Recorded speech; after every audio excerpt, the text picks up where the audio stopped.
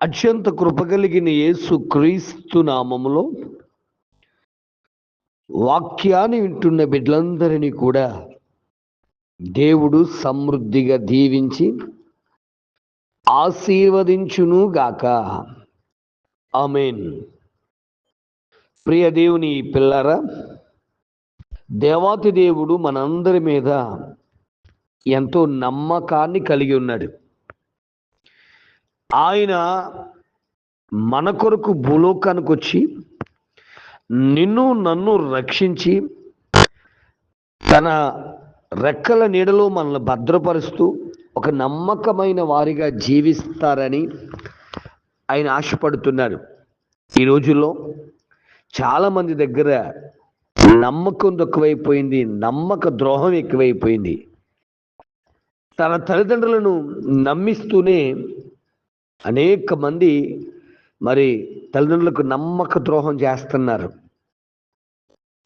తన భార్యను నమ్మిస్తూ తన భార్యకు నమ్మక ద్రోహం చేసేవారు మరికొంతమంది.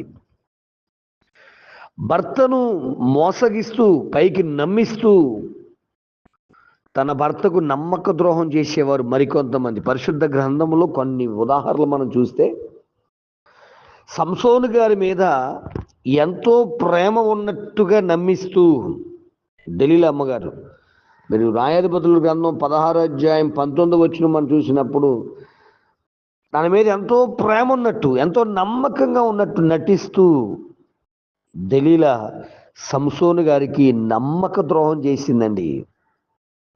బిడ్డ, ఆలోచన చేస్తున్నావా?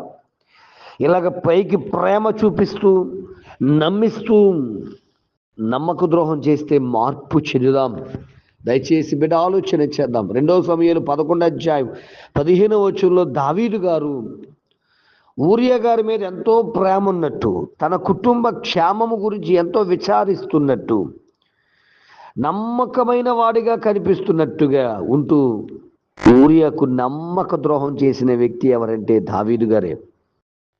ఆలోచిస్తున్నావా? నీకుందున్నటువంటి నీ పనివారి మీద ప్రేమ చూపిస్తున్నట్టుగా చూపిస్తూ నమ్మక ద్రోహం చేస్తున్నావా? ఊరియా చనిపోవడాన్ని బట్టి చాలా శ్రమలు అనుభవించారు దావీదు. ప్రక్క వారికి నమ్మక ద్రోహం చేస్తే బిడా, దేవుడేమీ ఊరుకోడు. ఆయన కన్నున్నవాడు, చెవులున్న దేవుడు. బిడా, ఆలోచన చేయి. యేసేపు గారికి కూడా అన్నలకు ఆహారం పట్టుకెళ్తున్నాడు, అన్నల దగ్గర మంచిగా ఉన్నాడు, మా అన్నలు గొప్ప అని ఫీల్ అవుతున్నాడు. అన్నలంటే చాలా ప్రేమ కలిగి ఉన్నాడు.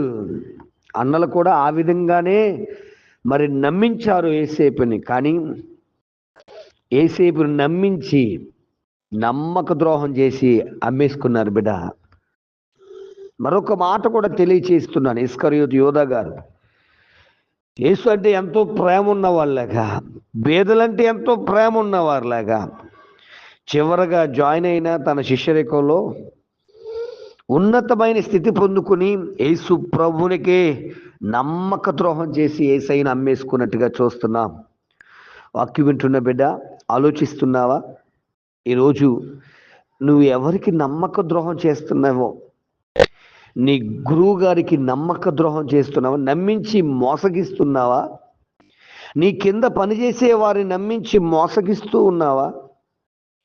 లేక నీ భార్యను నమ్మిస్తూ మోసగిస్తున్నావా? నీ బిడ్డలను మోసగిస్తున్నావా? నీ తల్లిదండ్రులకు నమ్మక ద్రోహం చేస్తున్నావా? దేవుడు చూస్తున్నానన్న, దేవుడు చూస్తున్నాడు. జాగ్రత్త. ఉదాహరణలు ఎన్నైనా చెప్పగలను, ఈ ఉదాహరణలు చాలు అనుకుంటున్నాను. అనేక మంది నమ్మక ద్రోహం చేసే వాళ్ళు ఏదో గొప్పలు అయిపోవాలి అనుకున్నారు, కానీ ఆ స్థితిలో వారే పడిపోయారు. నాన్న, షేబా మెఫీబోషెతుకు నమ్మక ద్రోహం చేసేసాడు. ఆలోచన చేద్దాం దయచేసి.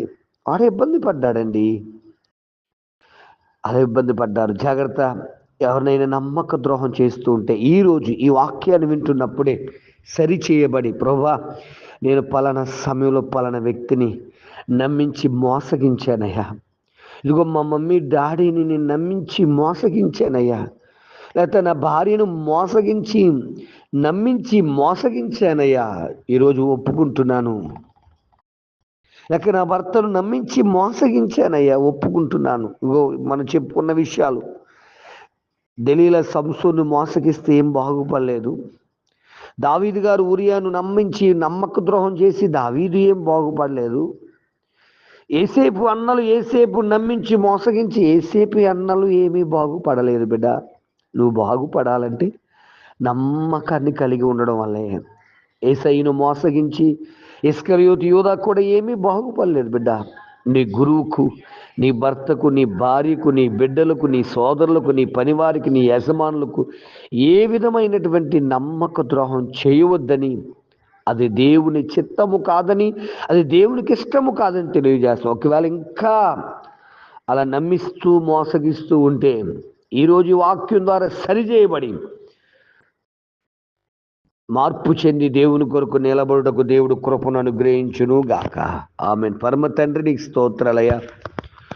అయ్యా, మేము చాలాసార్లు నమ్మించి మోసగిస్తున్నాం. మీరు నమ్మదగిన వారైనను, నమ్మదగిన దేవుని నేను వెంబడిస్తున్నాను. అయ్యా, మేము నమ్మకత్వం లేని వారిగా, మోసగించేవారుగా, వెన్నుపోటు పొడిచేవారుగా, అయ్యా నీకు ద్రోహం చేసేవారుగా అయిపోయాం. మమ్మల్ని బట్టి నీ నామానికి అయ్యా చెడ్డ పేరు వచ్చేటట్లుగా మారిపోయాం. అయ్యా, దయచేసి క్షమించండి అయ్యా. ఈ వాక్యాన్ని విని ఎవరైతే అయ్యో నిజమే కదా, నా భార్య నేను మోసగిస్తూ నమ్మక ద్రోహం చేశా, మా మమ్మీ డాడీని మోసగిస్తూ నమ్మిస్తూ నమ్మక ద్రోహం చేశా, నా సహోదరులను, నా యజమానులను, నా పనివారిని, లేక నా భర్తను, లేకపోతే నా బంధువులను నమ్మిస్తూ నమ్మక ద్రోహం చేసి నేనేదో పెద్ద సంతోషపడిపోతున్నాను, నన్ను క్షమించండి నైనని ఒప్పుకుంటున్నారు. వారందరిని దర్శించి నీ కొరకు నిలబడి, నీ కొరకు వాడబడి, నీ కొరకు బలపరచబడే కృపను ఆశీర్వదించు. తమ నమ్మకత్వాలు వారు కాపాడుకోవడానికి తగిన కృపను దయచేసి ఆశీర్వదించి భద్రపరచుమని మహిమ కలిగిన యేసు నామమున అడుగుచున్నాను తండ్రి. ఆమేన్. ప్రార్థన అవసరాల కొరకు నా సెల్ నంబర్ 9866958571. ప్రభు కృప మీకు తోడుగా ఉండును గాక. ఆమేన్.